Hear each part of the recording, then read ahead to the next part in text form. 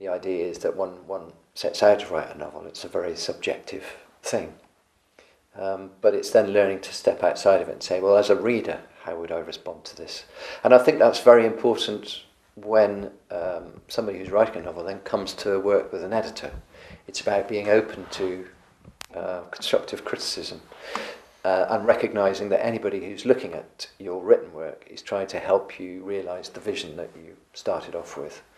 And to help you make the book and the thesis the best that it can possibly be. I do engage a lot with my audience via social media, and this is again the point of the novel, which is to say that that is real, that I think that is just as real a relationship and as valid a communication as face-to-face. And I think, in fact I know I am more honest online than I am in person, because I feel much more nervous in person talking to people.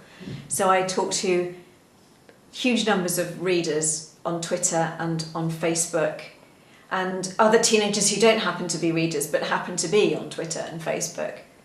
I watch huge amounts of teen television as well, so I suppose I engage to that extent. But yes, I do engage with my audience.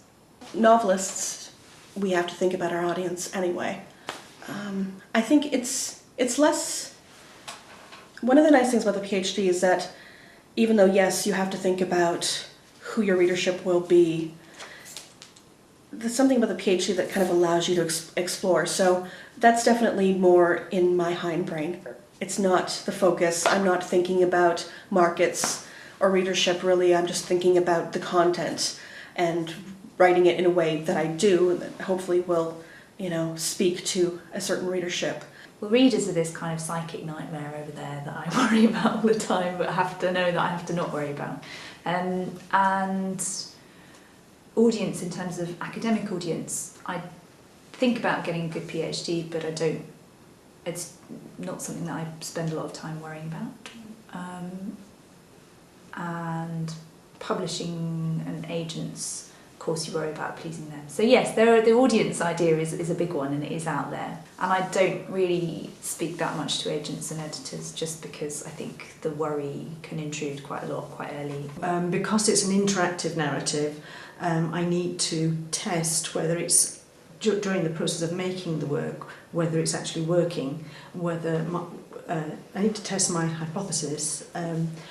So I haven't done it, started doing it yet, but I will be actually testing the work on sample groups of reader players, of users. And that's not that is actually an essential part of developing any kind of interactive work, whether it's a website to a 3D game. They always need to be tested on the user. There is no point writing a novel without being aware of who you're writing it for. The audience can and should shape what you write. Otherwise you're writing in a vacuum, you're writing purely for yourself. I don't write novels for my own self-indulgence. I'm writing commercially because I want this novel to speak to the audience, but before it can do that, it needs to be published. If I want an audience, I have to think about them at every point in my writing, without a doubt. Of course, as a writer now, it's not just enough to be able to write your book and then send it out into the world and then sit back and in your ivory tower and write another one.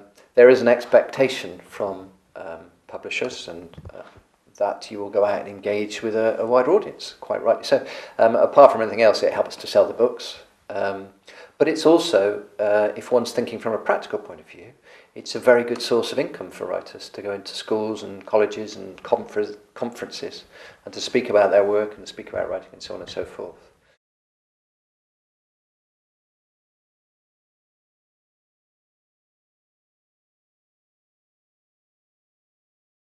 Which will only make sense if you've watched Will o' the Wisp. It would be a combination of Moog, the dog who goes through life with that sort of slightly idiotic, this is great fun, and Car Wash, the intellectual cat, who knows the answer to everything. And I veer between the two, where I feel like I've got a grasp on everything and I'm absolutely the font of all knowledge.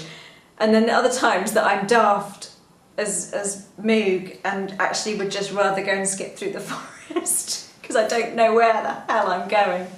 My immediate thought was an octopus with tentacles going all over the place. Something that spreads out a lot.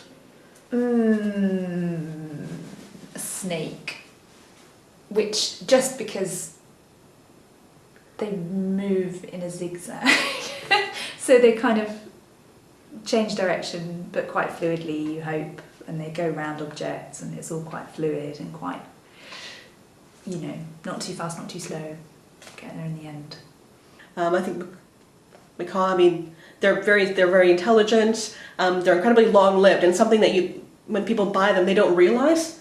They buy these beautiful birds, like, oh yeah, I have a pet bird. These birds live for like 100 years. So it's something that you're not quite anticipating, their intellect and how long it's going to take. And so I guess that's reflective of my relationship with my PhD.